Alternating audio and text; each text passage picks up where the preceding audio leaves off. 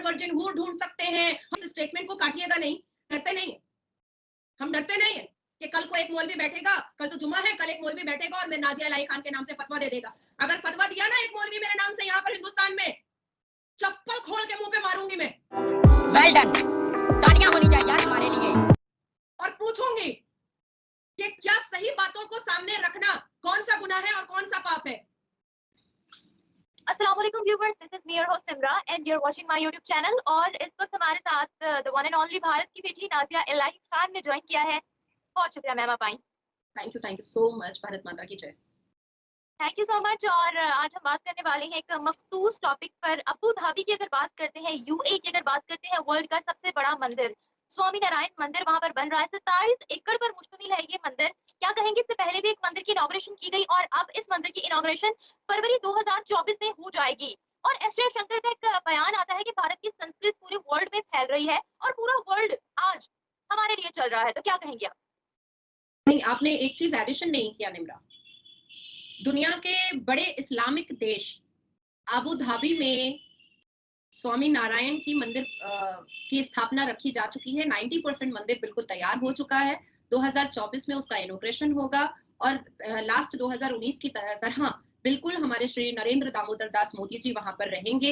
जिस तरह से हमारे फॉरेन मिनिस्टर वहां पर बिल्कुल इंस्पेक्शन कर रहे हैं, सारी चीजों को देख रहे हैं, डिजाइन्स को देख रहे हैं, वहां के आर्किटेक्चर्स को देख रहे हैं, वहां के इंफ्रास्ट्रक्चर्स को देख रहे हैं, दीवारों की नक्काशी को देख रहे हैं, जो जिस तरह से तराशी जा रही है उसको देख रहे हैं। और उसके बाद जब वो मंदिर बिल्कुल तैयार होगा तो उसके इनॉग्रेशन में हमारे भारत के प्रधानमंत्री जाएंगे और बढ़ चढ़ करके हिस्सा लेंगे। आज हिंदुस्तान नहीं, इस पूरे विश्व में, इस पूरी दुनिया में हिंदुओं की आइडियोलॉजी से लेकर के हिंदुओं के जो संस्कार हैं, सनातनी धर्म के की जो आस्था है, जो उनके रिचुअल्स हैं, जो उनकी सभ्यता है, उसको हर कोई अपनी प्रेरणा में ले रहा है, उसको हर कोई मानता है। आप इंडोनेशिया देख लो ना, इंडोनेशिया की करेंसी में भगवान गणेश की पिक्चर आती है।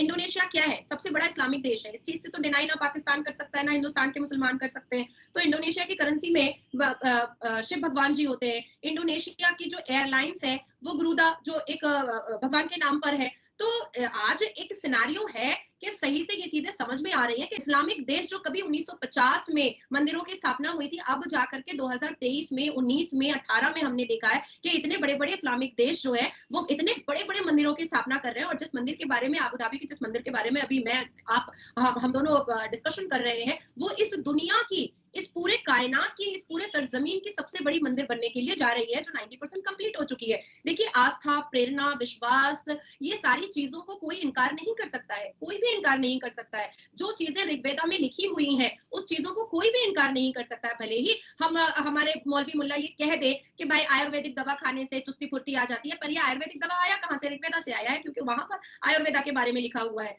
देखिए, ये जो चीजें हैं, इसकी, इस आस्था और प्रेरणा और विश्वास और सभ्यता और संस्कार के बारे में पाकिस्तान को कभी नहीं समझ में आएगा।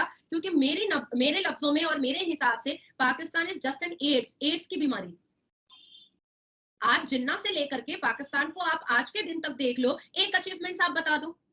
चलो एक अचीवमेंट आप बताओ। अभी कल ना चर्च टूटा है आपके यहाँ, क्यों टूटा? क्यों टूटा? अगर एक चर्च है पाकिस्तान में और क्रिश्चियन उसमें जा रहे हैं अपने धर्म को पालन करने के लिए, इसमें क्या प्रॉब्लम है? 150 साल की मंदिरें तोड़ी जाती हैं। अगर कोई हिंदू वहां पर जा रहा है अपने अपने आस्था को पूरा करने के लिए, अपनी पूजा करने के लिए, इससे क्या प्रॉब्लम है? आप इस्लाम, चलो ठीक है, मैं मानती हूँ कि आप इस्लामिक देश है, तो क्या कुरान ने मना किया है कि आप दूसरे धर्मों को आप बिल्कुल भी किसी भी तरीके से आप उसके पूजा की जगह को आप तोड़ दोगे? क्या कुरान ने ये कहा है मंदिरें तोड़ने के लिए? क्या कुरान ने कहा है मस्जिदें तोड़ने के लिए? क्या कुरान ने कहा है चर्च और गिरजा तोड़ने के लिए? मैंने नहीं पढ़ा। और ऐसे मुसलमानों को भी दुरुस्त होने की जरूरत है। निम्रा, मैं पाकिस्तान में एक चीज बताना चाहूंगी कि आबू धाबी में विश्व की सबसे बड़ी मंदिर बन रही है। इस बातों पर कन्फ्रंटेशन करने के लिए पाकिस्तान के हर यूट्यूबर्स और हर चैनल खड़े हो जाते हैं। दुबई में सबसे बड़ी मस्जिद बनी, उसके बाद सऊदी अरबिया के क्राउन प्रिंस खुर्शीद ने नमाज के लाउड स्पीकर पर एक मेंटेनेंस लगा दिया, एक लॉ बैठा दिया कि भैया आपको नमाज जो है वो मस्जिदों के अंदर ही पढ़ना है या घर के अंदर पढ़ना है, आप सड़क को नमाज के लिए यूज नहीं करेंगे। तो ये सारी चीजें आप सुनते हैं, इस पे कन्फ्रंटेशन करते हैं, पर आपके देश में क्या ये पालन हो रहा है? क्या आपका देश इस चीज को मानने को तैयार है कि दुबई मान रहा है लिबरल माहौल। अब विश्व का सबसे बड़ा मंदिर बन रहा है वहां पर जो 90% कंप्लीट हो चुका है। दुबई सऊदी अरबिया मान रहा है। इंडोनेशिया जो सबसे बड़ी इस्लामिक कंट्री है जहां पर लार्जेस्ट पॉपुलेशन जो है वो मुसलमान करेंसी पे गणेश भगवान का फोटो रखते हैं। तो क्या पाकिस्तानी चैनल्स इस बारे में कन्फ्रंटेशन तो करते हैं, लेकिन क्यों नहीं उसको पालन करते हैं?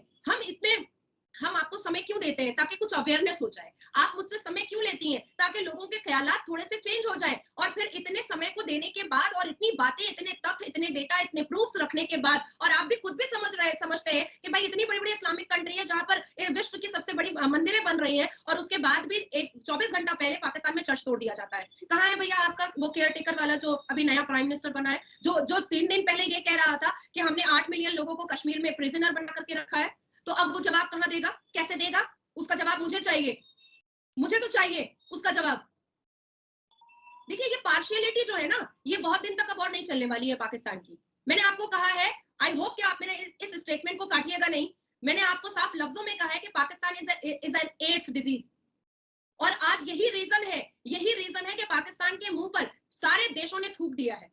भाई आप इंसान को इंसान नहीं रहने दे रहे हो, आप इंसान को उसकी मर्जी से जीने नहीं दे रहे हो, आप क्रिश्चियन के चर्च तोड़ रहे हो, आप हिंदू के मंदिर तोड़ रहे हो, आप वहाबियों की मस्जिद तोड़ रहे हो, आप शियाओं की मस्जिद तोड़ रहे हो, आप हिंदू बहु बेटियों को कंधे पर उठा करके कन्वर्शन करा रहे हो, 10 साल की बेटी से आप निकाह 50 साल के आदमी का निकाह करवा रहे हो। आपका पाकिस्तान का ह्यूमन राइट्स कमीशन हर रोज एक चिट्ठियां और एक ग्रीवांस लेटर और एक कंप्लेन लेटर मारता रहता है। आपके यहाँ 10% से हिंदू 1% पर आ गए हैं, क्रिश्चियन पूरे के पूरे खत्म हो चुके हैं, यहूदी अपनी आइडेंटिफिकेशन छुपा करके रह रहा है। फिर भी आपका एक्सपेक्टेशन है कि भैया बुर्ज खलीफा पे हमारा पाकिस्तान का झंडा लाइट अप नहीं हुआ। भैया